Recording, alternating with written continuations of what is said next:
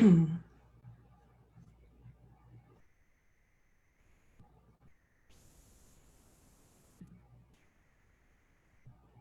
righty, we are live. Excellent. Wonderful. Having a few people join us.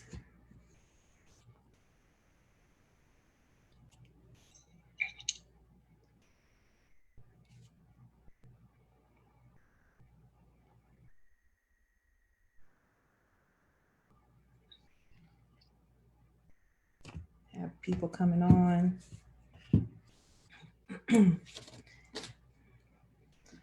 So, hello everybody. Tell us where you're from, whether you're in Memphis right now or in Mississippi. Place in the comments where you all are at. Waiting for more people to get on. We're right at 6 people.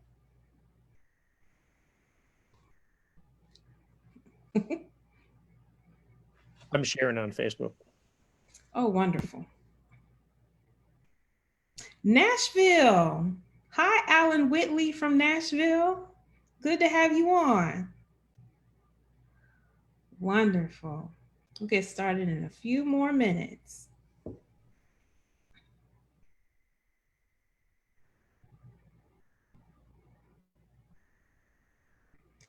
Hope everybody's having a good day. It was just raining in Midtown.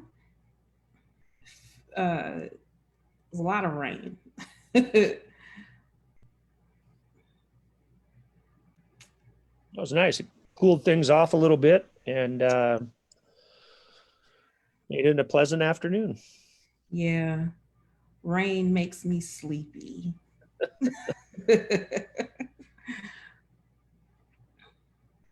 So, but good days ahead. We'll get started in about a minute. Give people a bit more time.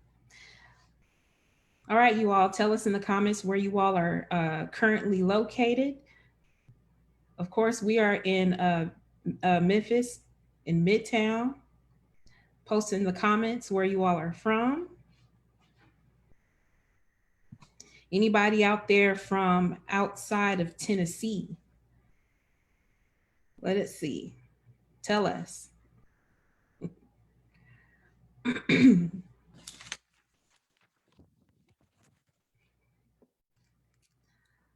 Wonderful. All right, we'll go ahead and get started.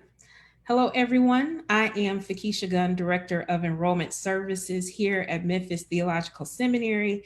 Thank you for joining us today for our virtual information session, where we're going to share about our Master of Arts in Christian Ministry degree, as well as give you, the viewer, an opportunity to ask questions. So if you have a question, just go ahead and post it in the comment section. We will pause and throughout the conversation, and we will answer those questions. So today I have two wonderful folks joining me. One is Dr. Gathje, and I'll let him introduce himself. The other one will be Dr. Christopher Davis, and he will be joining us a little bit later on. So Dr. Gathje, can you share with us a little bit about yourself? Sure. I'm Dr. Pete Gathje. I'm the Vice President of Academic Affairs and Academic Dean at Memphis Theological Seminary. I'm also a professor of Christian ethics. So I get into the classroom every once in a while when I'm not doing administrative work. Been with the seminary 13 years now. Came over from Christian Brothers University, where I taught for 10 years previously. And you might be able to tell from my accent that I'm not from the South. Well, I am from the South, but it's Southern Minnesota. My accent has stuck with me, but my heart and soul are with Memphis. Oh, nice. Thank you so much. So, as you all know, we will be going through a series of questions, just talking about our Master of Arts in Christian Ministry degree. If you all have any questions, just post it in the comments section so that we can answer those questions for you. But right now, my first question to Dr. Gathje is, who should get an MACM degree? a variety of people with a variety of interests might want to pursue the Master of Arts in Christian Ministry. This is a degree that is designed for people who are thinking very creatively about ministry in the church and in the broader community. So, and when I say creatively is, this is not a degree for people who are kind of pursuing the traditional ordination track, at least in most denominations. But it is a degree for people who want to serve within the church or in the broader community, and want to be grounded both theologically and practically for that ministry. So it's really for people who might be seeking to lead a social movement, run a nonprofit organization, engage in youth or young adult ministry.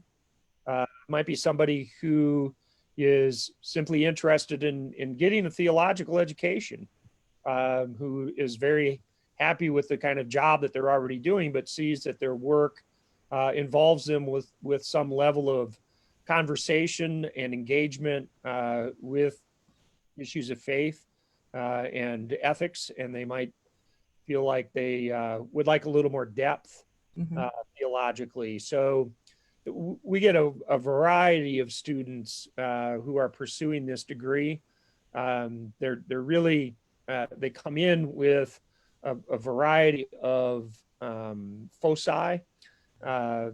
People really see this as a degree that it's like, I really don't want the Master of Divinity degree. I'm not seeking ordination, but I really want to serve the church and or the community.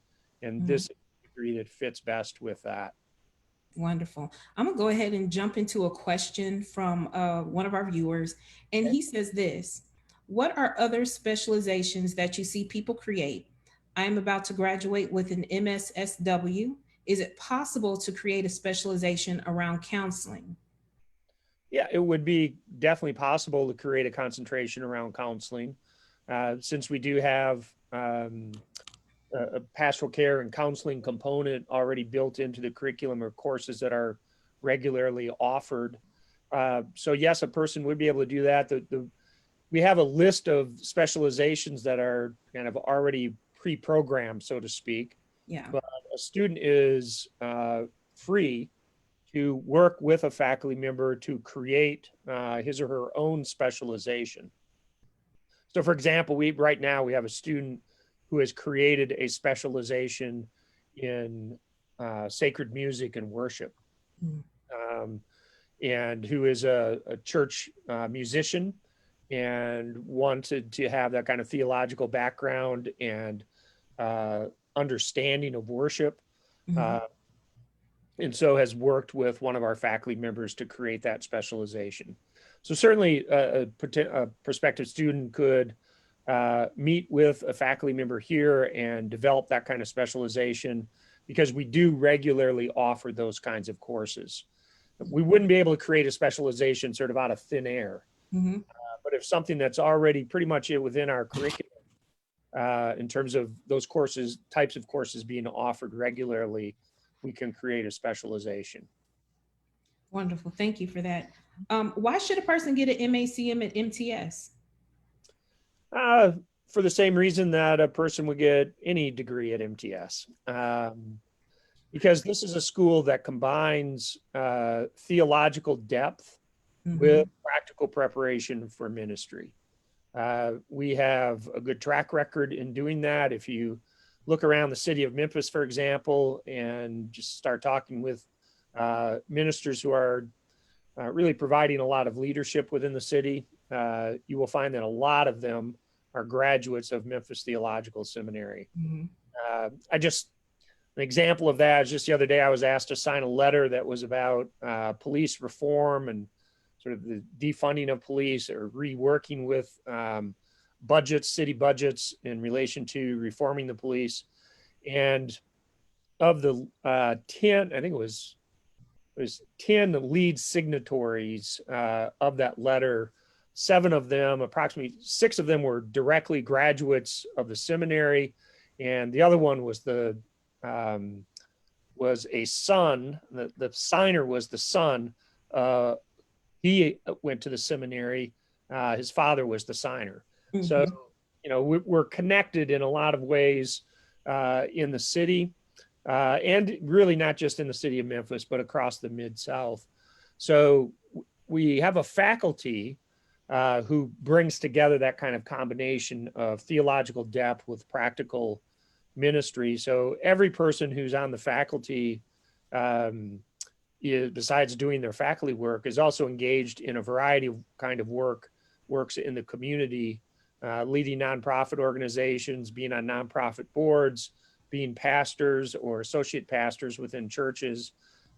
So we have a faculty that's deeply committed to a theological education that prepares people for the practice of ministry. One of the reasons we're that way is that we're not tied to a university. We're what's called a freestanding seminary.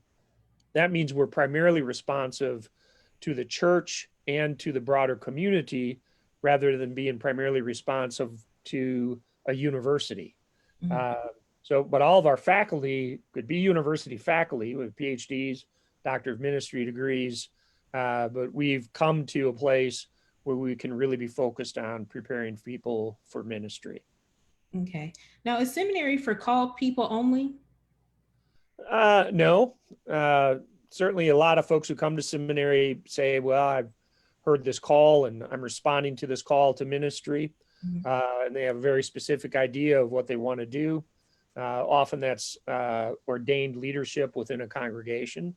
But there are other people who are discerning a call, or they might not use the language of a call. They said, I have a deep interest, or I have a passion for doing nonprofit work, or I really want to work with people who are on the streets, or I really want to work with people who are imprisoned, or I really want to, within my own life and work, I just have this sense that I'd like to have more theological connection between my work than I do at present. And a seminary education can help people of all those different motivations to prepare themselves or to deepen what they're already doing, to prepare themselves for ministry, or already deepen the kinds of ministries that they might be engaged in. So, for example, sometimes it's people who are, say, elders in a church, or they're people who have been very active in the adult Christian education in their church. And they've come to the sense of, if I'm going to really be that kind of leader, that kind of teacher, I need more theological education than I've had to this point. I really need to know how to interpret the scriptures better. I really need to know more of kind of the history of Christianity. I need to be better informed about current theological movements within Christianity and within other world religions, since we also do have courses in Judaism and Islam. And so we do try to reach out to a broad community of people who are sometimes simply interested in again, just getting a broader theological education. Wonderful. Now, the students that you would say are attending MTS, are they mostly bivocational? Yes, and increasingly so. I'd say that a lot of people are bivocational, and of course, what we mean by that is that they're doing ministry in some way, but they're also have some other line of work that pays the bills. So, for example, I'm bivocational. I mean, my work at the seminary is my main form of employment, but I run a nonprofit. Manna House here in Memphis. We work with people who are on the streets and other people, low-income people. I've been doing that for 15 years. So it actually started even before I came to the seminary. But one of the reasons I came to Memphis Theological Seminary as a professor is that I knew that kind of work was valued by the seminary. There's some places where there's no way that you could be the dean of the seminary and be also running a nonprofit that works with people on the streets and be there doing that work several times a week. But at Memphis Theological Seminary, we see that kind of connectivity as being important for being able to teach well and be able to prepare students for exactly that kind of work. Mm-hmm. Can you speak to what MTS offers for those students who may need a night class or may need some type of flexibility in their schedule? We have a very flexible course schedule. Mm-hmm. So we offer courses in the day, we offer courses in the evening. Those have been traditional face-to-face courses. We also offer a online hybrid offering of courses. So if in the MACM or MDiv, students can take the online hybrid courses.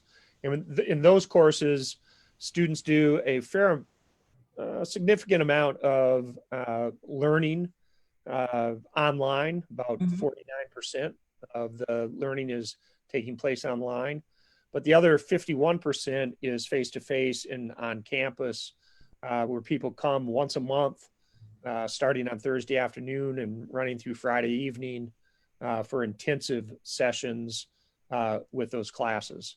Of course, for this fall, we're completely online due to COVID-19.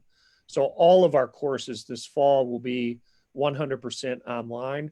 Some of them will be asynchronous, which means that a student can come kind of into the course and do the coursework whenever that's convenient for the student. Some of them will be synchronous, which means that the professor and the students will be together remotely together through, say, like Zoom or webinar kind of platform. And then some of the courses, and actually a number of them, combine both of those, asynchronous and synchronous.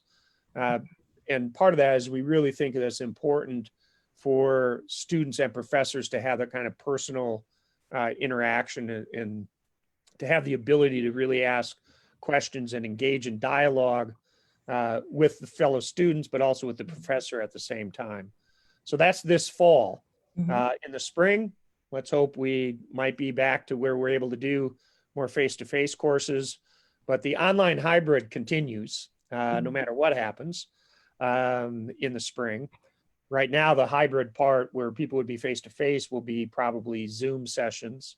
But we will also be continue to offer some 100% online courses in the spring. Mm-hmm.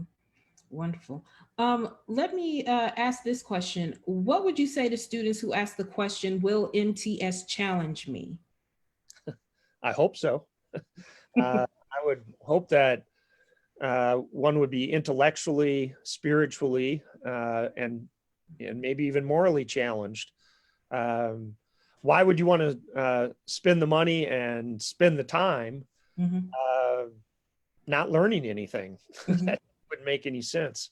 So certainly I would hope that people would be challenged and challenged not just by the material that's being offered in the classes, but challenged by their fellow students as well. One of the strengths of Memphis Theological Seminary is we have 20 to 25 different denominations, Christian denominations represented among our students.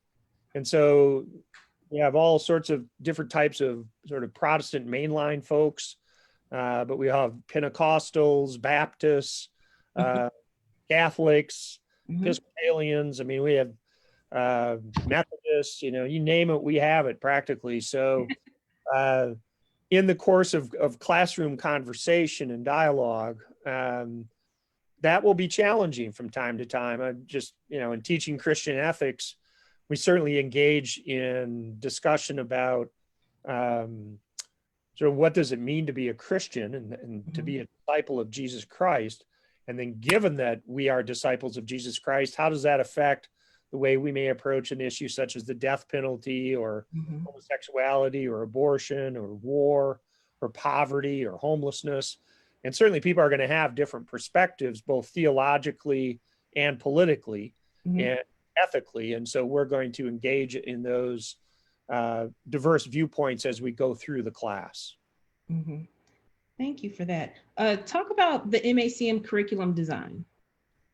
Well, the MACM is really a curriculum that brings the best, again, of helping a student gain theological depth. So biblical study, study of the key theologians in the history of Christianity, getting grounded in a sense of what is the history of Christianity. Um, Christian ethics is part of that as well. So there's this strong emphasis upon getting a good theological base. But at the same time, literally at the same time, students are being required to engage in immersion classes and field work and practicums so that theological knowledge is continually being put to the test or compared to what is being experienced sort of in real life out in the field with actually doing ministry. And so the MACM degree is designed to do that with a focus within a particular specialization. So we have specializations already set in social justice, Christian education, and youth and young adult ministry. Students are able to create some additional specializations, as I said earlier today. If somebody has, say, a particular focus, you know, and we're so like in counseling, pastoral care, pastoral counseling, someone could probably create that specialization. But there are 9 credit hours of courses that are specifically within the student specialization, plus an additional 3 hours, an additional course that is a practicum. So the student is in his or her field while they're being guided by a mentor who knows that field well, to be able to develop both the sort of practical experience, but also to be able to do what is often called practical theology, to be able to theologically make sense of what is going on in that experience, and to be able to share that with people who are in that setting. So, for example, like if I'm at Manna House, I need to be able to speak theologically, to engage in dialogue about the Christian faith with people who are coming from the streets. Now, how do I do that? I definitely need to know my Bible, but I also need to know traditions within theological, within the history of theology that have addressed people who are suffering, who are experiencing economic injustice, who have been marginalized. And what does it mean to, for me to both experience the gospel in my relationships with them, but also share with them what I know of the gospel. And so both of those things are going on at the same time. And really the degree is set up so that when people graduate, they have both the sort of the intellectual skills and the intellectual knowledge and the practical experience to bring those together to be able to do practical theology and ministry in whatever ministry setting they might be in. Now, recently, MTS has restructured the specialization in youth and young adult ministry. Can you speak to about that restructuring and what students can expect when they take that specialization? Yeah, the restructuring was really to have that degree. It had been a separate degree, a Master of Arts in Youth Ministry. And it had been a degree that had been, it has a kind of an interesting history, which I don't need to go into, but the changes that we brought to that degree were really twofold.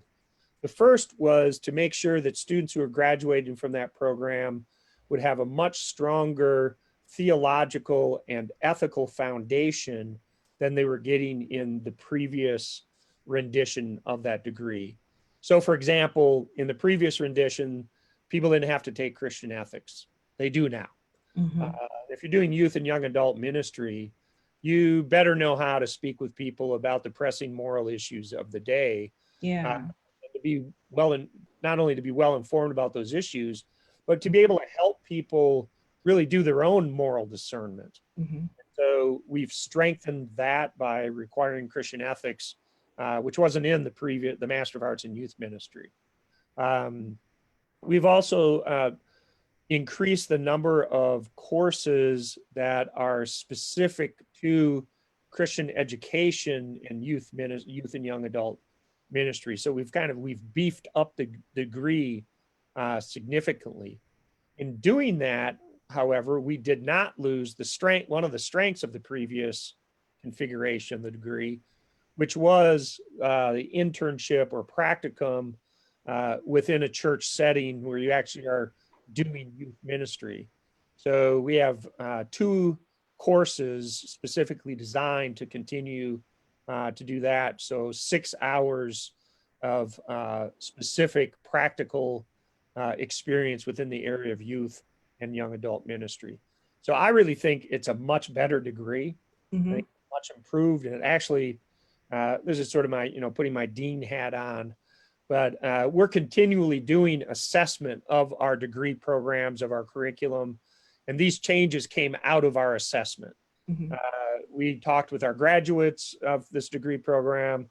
We looked at the curriculum. We compared it to other schools. We went through our reaccreditation process, and we said, Mm-hmm. this degree program really needs to be strengthened and changed. And so that's what we did. Mm-hmm. Why is the reassessment beneficial for a degree program? Well, we set up a curriculum and we start teaching students, and we hope that we're preparing people in a certain way to be able to do certain things Mm-hmm. When they graduate.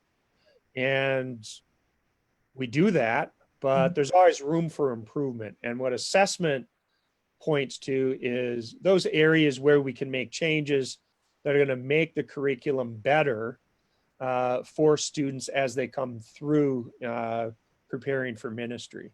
Mm-hmm. And so we're continually doing assessment of our academic programs as degree programs individually. So the Doctor of Ministry degree gets assessed, the Master of Arts Christian Ministry gets assessed, Mm-hmm. MD gets assessed, but we're also sort of looking at our curriculum as a whole as well and say, whether you're MDiv or MACM, what do we hope that all students who graduate from Memphis Theological Seminary would be getting?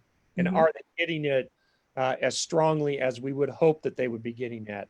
And, for the most part, we'd say, yep, we're doing a pretty good job.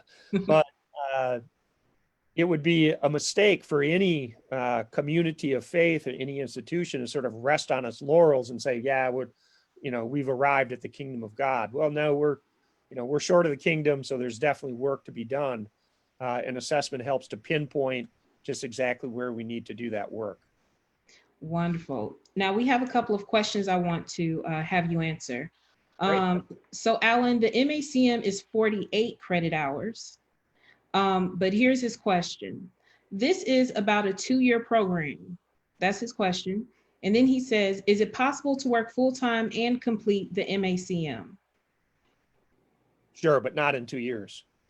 I wouldn't think. It would probably, it depends. I mean, we've had students who are incredibly highly motivated and they move through the program pretty quickly. And of course, you have January and summer terms, Mm-hmm. and so you can go to school year round. Mm-hmm. And pick up courses as they go. So I guess I'd really have to look. I'd have to sit down and plot that out with a particular student to see how we might be able to do that. Mm-hmm. It's not outside of the realm of possibility. Mm-hmm. I'd say it'd be a challenging schedule. But given that our classes are, like the hybrid online, in the evening classes, if somebody has a job that's mostly in the day, certainly somebody could do that. Mm-hmm. They would be they would be pressed because this is a graduate level program, so it's pretty rigorous. But if somebody's highly motivated, we can certainly sit down and plot out how that might be done over the course of 2 years or maybe slightly more than 2 years. Mm-hmm. And hey, Pastor Melvin Watkins is on here. He All is right. My classmate. Congratulations. So wanted to give a shout out. He said, Dr. Gathje, I'm trying to access the Sunday seminary that you did past Sunday, but it was great. And Oh, good. so I definitely want you to talk to why it's important that we not only offer like our degree programs, but also different avenues like Sunday seminary. Yeah. So Sunday morning seminary, we just started. It really came through conversation with pastors who were saying, we're doing worship remotely, but we really are struggling with doing Christian education remotely. Mm, And so, could you help us? And I said, yeah, of course we can. We'd be delighted to offer something on Sunday mornings that people within a congregation would find interesting, informative, and uplifting. So mhm, we started Sunday morning seminary that just started this past June. mhm, 1 hour each Sunday morning from 9 to 10. Different faculty members of the seminary have been offering classes. So Dr. Mitzi Miner launched us with 4 weeks, 4 Sundays on the Gospel of Mark, which was mhm. just superb. I Oh, sat in on those myself. Dr. Minor. Really was inspired. Um, and then we kind of took a dip this past Sunday because it was me talking about a spirituality in a time of pandemic, and I'll Mhm, continue that this coming Sunday. And this past Sunday we talked about the importance of the practice of grieving mhm, and the importance of the practice of gratitude in this time of pandemic. This coming Sunday we'll talk about graciousness and going forth mhm, as two important practices for people of faith to negotiate this very challenging time mhm, of pandemic. And it's not just the pandemic of COVID-19, but we are certainly in the midst of a important social movement towards more racial justice uh, mhm, in the United States. And that is also exhausting and difficult and challenging work.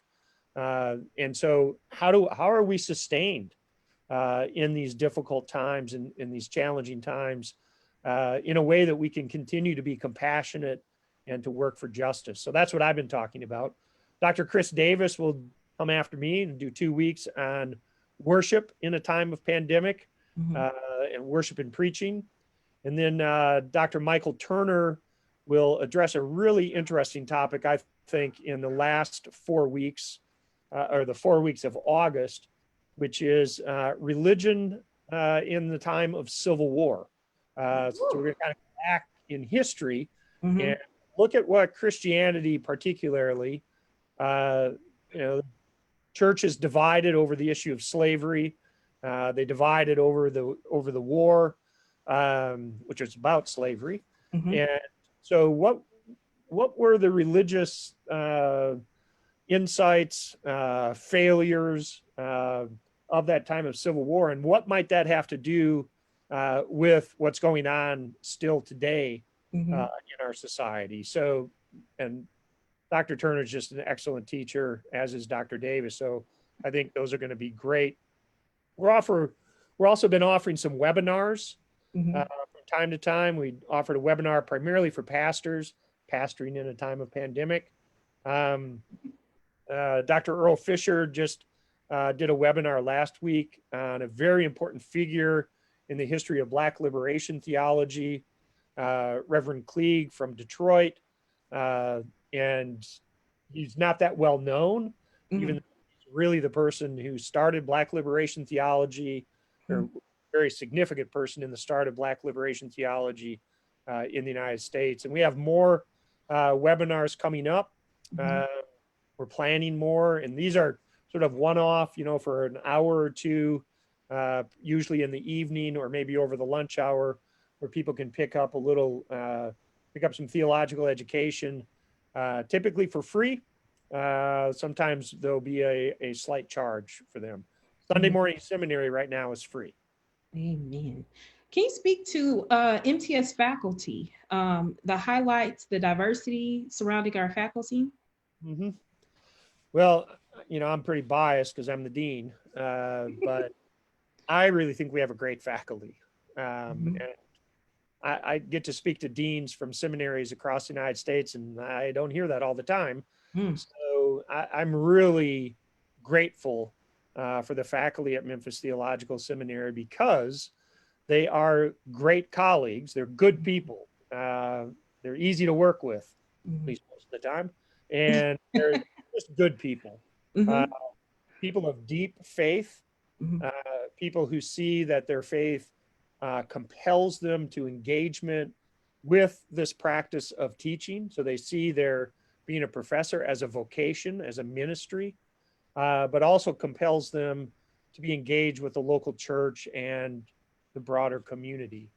They're all experts within their specific fields. Everybody has either a PhD or a Doctor of Ministry degree.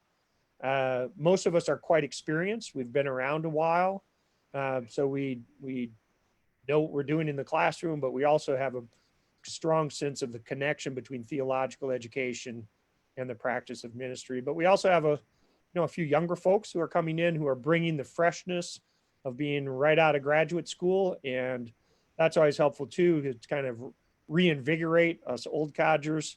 Um, need the challenge of new ideas uh, from fellow faculty. But I Mhm. think that's as I'm saying that, it's one of the hallmarks of our faculty is that they are open to learning themselves. Mhm. They're good students. Mhm.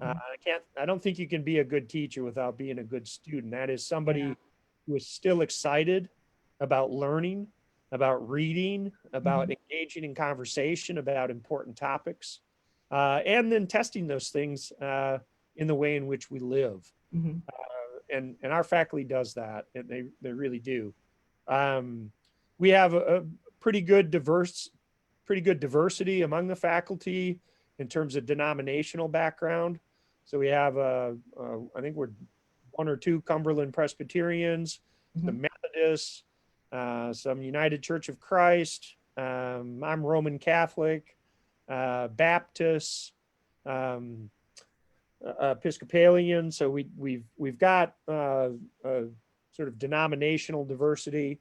Racial diversity is also among our faculty. So we have three full-time tenure track African American faculty. We're hoping to increase that number a bit as to try to reflect more our student body, which is Mhm. about 60% African American. We have both men and women, about half and half, a little bit more, a bit more women than men at this point. Um, but it's a faculty that also has some theological diversity where we don't always agree with each other about theological issues. Mhm. Some might be labeled a little more moderate, some might be conservative, some might be seen as progressive, and some are like me that I'm quite conservative theologically, but that's not how my politics play out. So, we I think we're an interesting group. Mhm. I like our faculty. I like hanging out with them. And Mhm. I know our students do too. Since you mentioned that, can you talk about the level of interaction between students and professors? Sure. Well, of course, the level of interactions changed a little bit in these recent days. Pre-COVID. Yeah, pre-COVID and hopefully at some point post-COVID. Mhm. Um, our faculty are very available uh, Mhm. and like talking with students and meeting with students. Mhm. Um, so there are a variety of ways you can interact with faculty: phone call, email, inside and outside the classroom, office hours, uh, Mhm.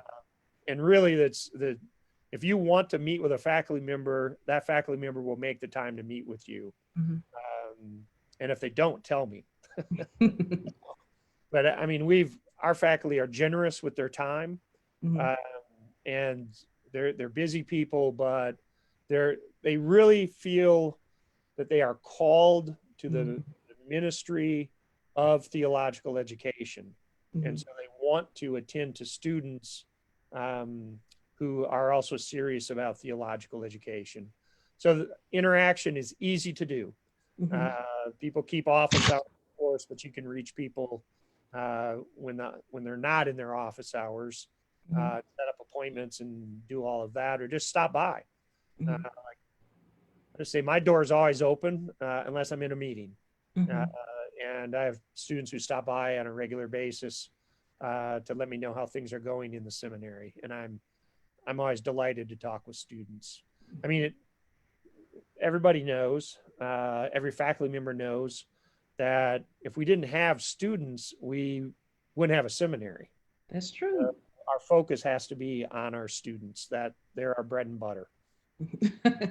And I'll also speak on behalf of the alumni. Since I graduated from MTS in 2012, I distinctly remember Dr. Mitzi Miner coming in and substituting for a class because our teacher was out.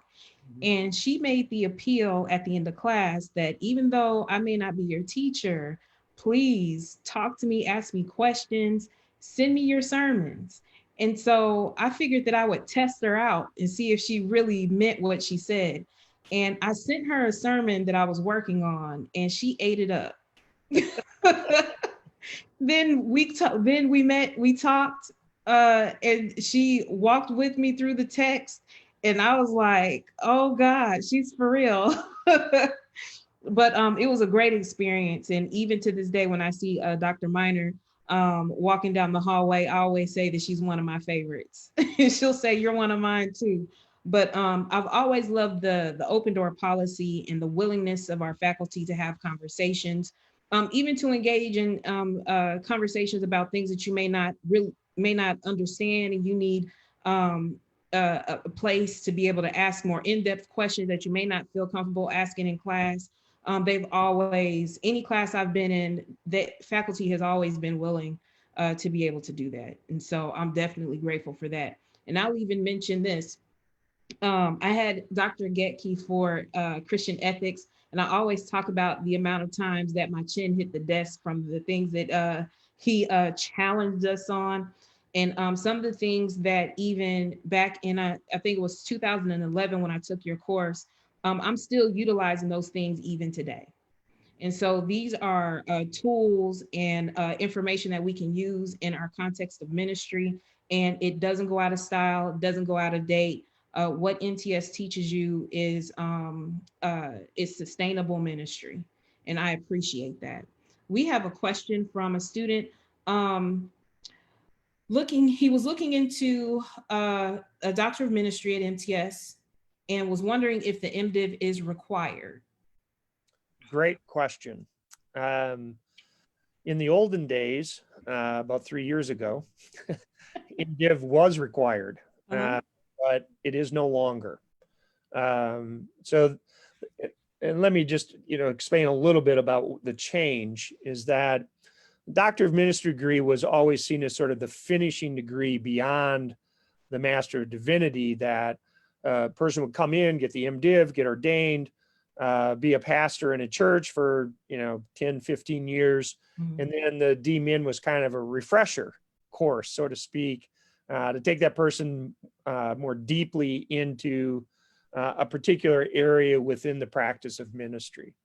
That's changed for a variety of reasons. And one of the reasons, and it's reflected in moving from requiring the MDiv degree, is that people are doing ministry in a lot of different settings these days. I mean, the context of a congregation remains an important place for ministry, but there are other contexts that are important for ministry.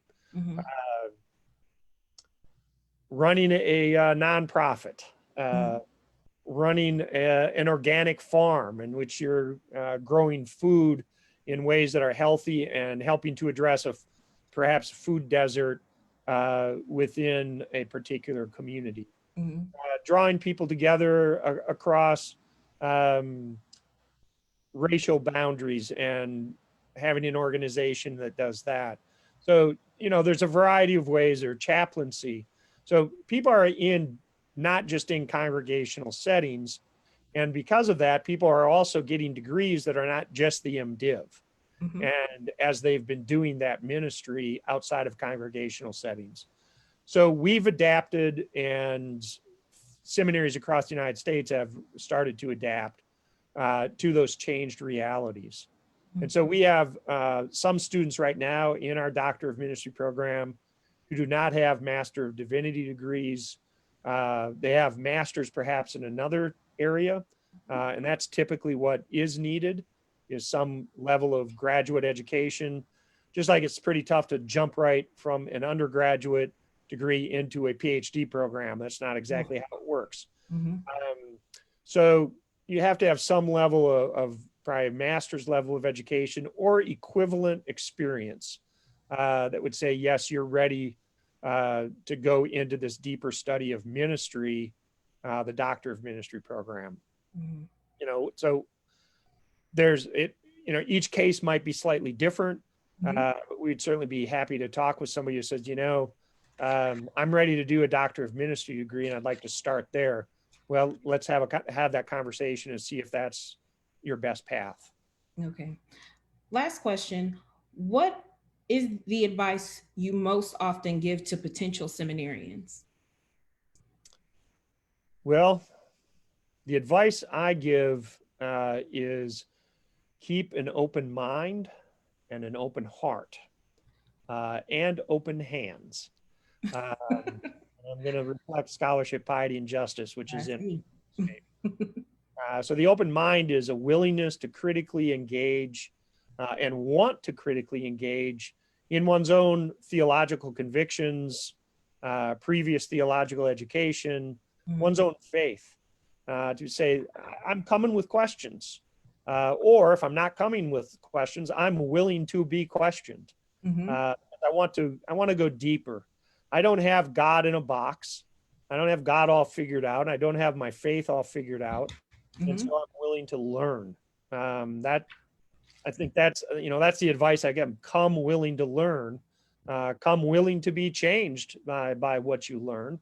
Come also willing to have your faith confirmed and deepened by what you learn in seminary. Also come with an open heart, which is, and what I mean by that is the willingness to listen to one's own feelings and thoughts, to listen to other people, listen to the signs of the times, you know, what's going on in the broader society in which we live and in the churches in which we worship and have communities of faith. So have that willingness to listen, to know that God is oftentimes a very surprising God. You know, the people in the first century, the folks of the traditional Hebrew community, the Jewish community, they weren't expecting the kind of Messiah that they got. That's true. Yeah. And we today don't expect the prophets that we get. So, you know, we need to be open-hearted so we can discern where the Spirit is moving these days, ways that are pushing us forward, calling us into a life that is better for all human beings and really for the whole creation. And then the open hands, what I mean by that is a willingness to actually to get your hands dirty, in a sense, to go into different places of different experience, to work with people who are different than one has been comfortable with, to go into places of ministry that you might not have been comfortable with. I mean, I'll never forget the first time I took a class into 201 Poplar. We went there to go into the jail and talk with folks, both who work at the jail and people who were incarcerated. And I know a number of the students were very uncomfortable hearing those doors slam behind them, those steel doors, like, whoa, this is real. Yeah.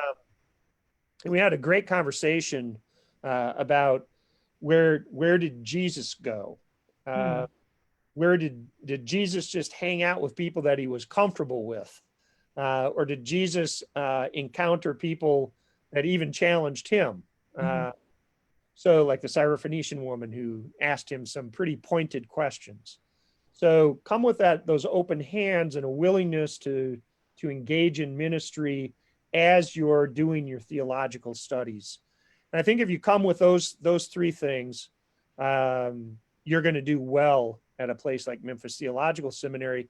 But more importantly, you're going to do well wherever you end up doing ministry. Wonderful. Well, thank you so much, Dr. Gathje. It looks like we don't have any more questions. Okay. So I appreciate you taking out an hour to share with us. You all, we have a fantastic Vice President of Academic Affairs. Absolutely awesome. So thank you so much. Sure. Thank you. All righty. I am going to share my screen with you all. Let's see here. All righty. I do want to let you all know that we have information on our website at www.memphisseminary.edu/admissions. And so if you all go on there, you'll be able to find our program guide, which kind of gives an overview of our particular program. It talks about what you can expect in regards to the format in the curriculum. And then also it talks about in specifics, the types of scheduling that we have available. I do want to talk a little bit about tuition and scholarships. As you all may have heard already, if not, we have our tuition is $610 per credit hour. There are 48 credit hours for this particular degree. If you're looking at going full time, that'll be 9 hours. So you're roughly looking at, as you can see, spending about $5,575 for a semester. Believe me when I say that MTS is a very economical seminary. We try to make sure that we have tuition costs that are affordable for our students. And so you can also take a look at that. Please make sure that you go onto our website under scholarships. Now our scholarship for the fall has ended. The application date was, or the deadline was June 30th. However, there's another deadline coming up for the spring. That'll be November 30th. We also have on our website external scholarships for theological education, and their deadlines are throughout the year. If you would just go on there and check that out, you'll be able to see and also apply for other various scholarships that are throughout the year. Now, what I want to get to right now are application requirements, just to kind of run through that. And if you still have some questions, you can still post. But I did want to tell you all what we look for in the application process. So we're looking for a bachelor's degree with a minimum of a 2.5 GPA. Just note that if you don't have a 2.5 GPA, that you can take a test to be able to test in. We need a completed master's application, which we have, we've made that available online in hard copy form, as well as for you to do an online application. The benefit of you doing an online application is that when it comes time for you to send the recommendation letters to your recommenders, the system will automatically email the recommenders your recommendation letters. Once they complete it online, it'll automatically get sent to the admissions office. That way you don't have to send them a hard copy for recommendation letters. They've got a digital one. It's really easy. It shouldn't take any more than 5 minutes for them to send out and send back. We are looking at, we do take in transcripts. We need all transcripts from the undergraduate and graduate programs that you went to. They need to be official, which basically means that it needs to come directly from the school to the seminary. If you have any questions in regards to whether or not there are some courses that can be transferred over, you can send an unofficial transcript to admissions@memphisseminary.edu, and we will have that reviewed before you do your application if you'd like. And we'll let you know what particular courses we'll be able to transfer over. I do want to make this statement. When you ask people to do a recommendation letter, please make sure that they are advocates for you. If they're going to send in a bad recommendation, we always want people to be honest about the recommendations, but please make sure that people know you and your leadership and your character and how you handle yourself. Um, and also make sure that the recommenders know that these recommendation letters are on their way, that they're coming to them. One of the things that holds up applications is the fact that we can't get recommendation letters back in a timely manner. When we're looking at your personal essay, we are not looking for sermons. Don't write us a sermon. We are trying to learn about you. We're trying to learn about your journey, what brought you to the point of wanting to go to seminary, what you desire to do with this particular degree. That helps us to be able to help choose a faculty advisor for you. It also helps us to know whether or not we can offer you what you need.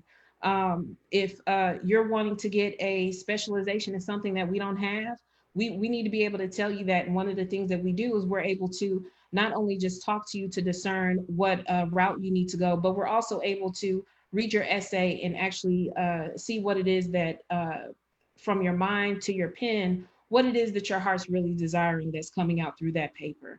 And so it's important for you to be able to think through, write out that personal essay, make sure you're not giving us a sermon. You'll have enough time to write sermons in seminary, but this is really about you. This is really about what direction you're wanting to go. Your goals in theological education form is really your goals for your first year in seminary. We're going to try to help you to meet that. So we pair you with a faculty advisor, and this gives them a preview of what they need to discuss with you. So we'll have you fill that out. And we have a $45 application fee. However, for those students who are entering for the fall, we're going to waive that. So if you all want to go online and apply with the for the master's degree application, just know that you won't have to send in a $45 application fee if you're applying for the fall. Now, when you look on here, we also have deadlines. The early admission deadline has passed, but the final deadline has not. So we still have till August 10th. So we have an entire month for us to be able to go ahead and get you processed so that you'll be able to start seminary in the fall. And so those are kind of a run through of what we're looking for in our application requirements, a little bit about funding, and then also just to let you know that we have a lot of resources online for you to review. Please check out the scholarship sites that we have. And if you have any questions, you can either email at memphisseminary.edu or you can give us a call. My direct line, I can give you that number, is 901-334-5887. And I would love to talk to you and see how we can walk alongside you on your journey in your theological education. So that's what I have. I'm so glad that you all joined us. Join us next week where we will have some women from our faculty, and we will discuss women in ministry and in seminary. And so you all, I think you all will love to be engaged in on this particular conversation. And so join us next Thursday at 3 o'clock. Otherwise, you all have a great day.